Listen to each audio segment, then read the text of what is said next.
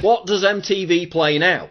16 and Pregnant. Musicians with actual talent and authenticity, because they still exist, are prevented from challenging this sterile status quo, while talentless button-pushing, noise-vomiting DJs are deified. Millennials have been stripped of the ability to diffuse their adolescent rage and alienation into music or subculture, so they turn to the mental ghetto of identity politics instead. And that hasn't gone so well. What has my generation contributed to advance popular culture over the last 30 years? Humiliatingly little. Seriously, what have we contributed? Can you name anything positive? Gangster rap? A movement that encouraged millions upon millions of young people to aspire to act like degenerate criminal thugs. Yeah, that worked out great, didn't it? But then look at someone like Hopsin. Here's a guy who raps about how retarded and destructive Gangster Chic is. A guy who tells young people to get off drugs and live clean. What happens to musicians like Hopsin? Yeah, some of them get signed to big labels, but then they get parked for 3 years, or their albums are deliberately given no promotion.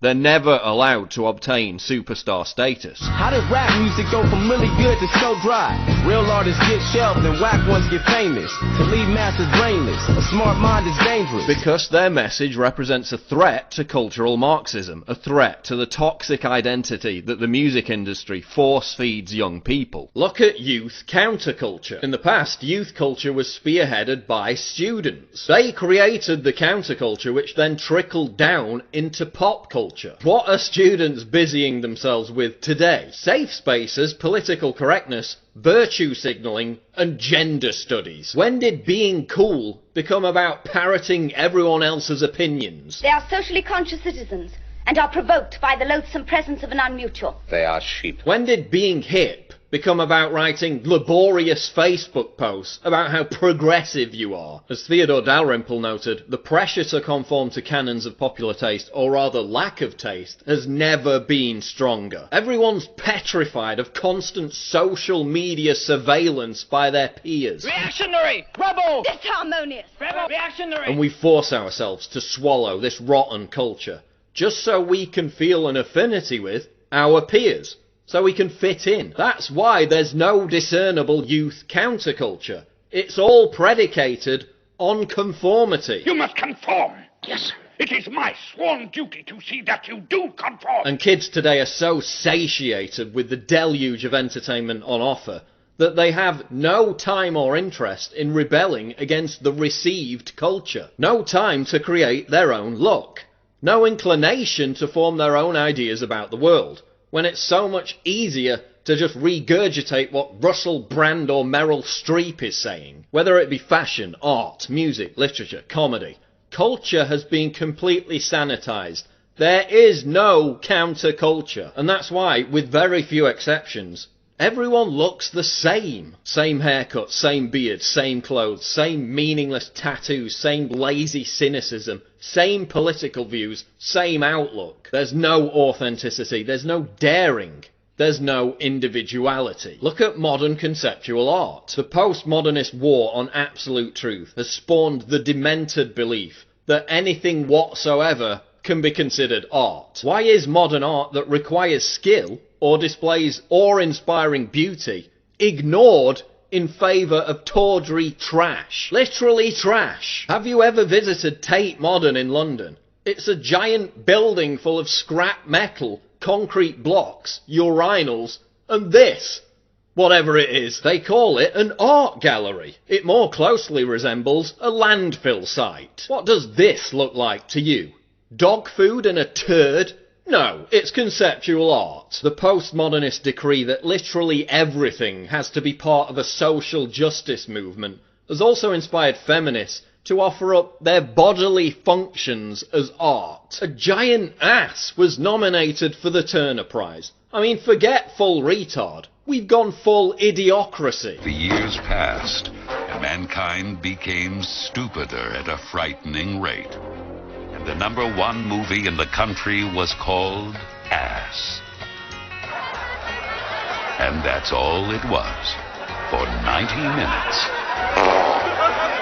It won 8 Oscars that year. So we're told to genuflect over the deeper meaning of a 6-foot butt crack, while actual works of art are being renamed because the original title might be offensive. Look at modern theatre. We went from Shakespeare and Oscar Wilde to this. They're making everything that's supposed to be exquisite hideous and repugnant. What's supposed to inspire us now dehumanises us. When ugliness is venerated as beauty, we know we're in the depraved late stages of a civilization. Popular culture is so invasively vulgar that it's often cited as one of the factors in the radicalisation of Islamic terrorists. Jihadists in the West often immerse themselves in this culture and then become suicide bombers as the only form of repentance. That's how bad it is. That's right, Jersey Shore and Miley Cyrus are actually seen by terrorists as legitimate reasons to attack the West. And who could argue with them? But seriously, when we defend Western civilization, we're not talking about popular culture. We're talking about the Sistine Chapel, not Piss Christ. We're talking about Beethoven, not Bieber. But we've become bored of what we've inherited. The true meaning behind the rich tapestry of our cultural heritage has been forgotten. Popular culture as it exists today actually represents a direct threat to Western civilization, since it provides our enemies with a justifiable reason to destroy us. A civilization is starting to unravel, okay, and that you can find it again and again and again through history. That it's a culture that no longer believes in itself, okay, and then what you invariably get are people who are convinced of the power of heroic masculinity, okay, on the edges, whether they're the Vandals and the Huns, okay, or whether they're the barbarians of ISIS, okay. You see them, starting to mass on the outsides of the culture, and that's what we have right now. If we allow this to represent what we stand for, whatever moral superiority our ancestors earned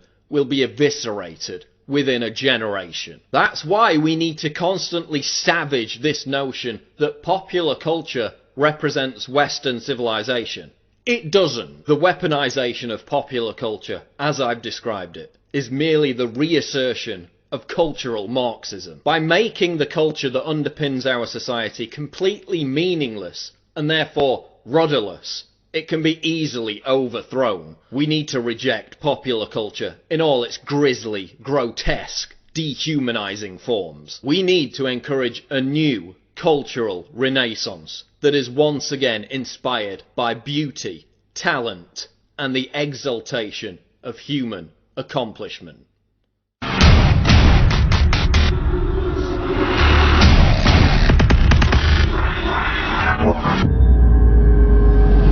Click the link below to subscribe to the channel, and for more breaking news go to Infowars.com.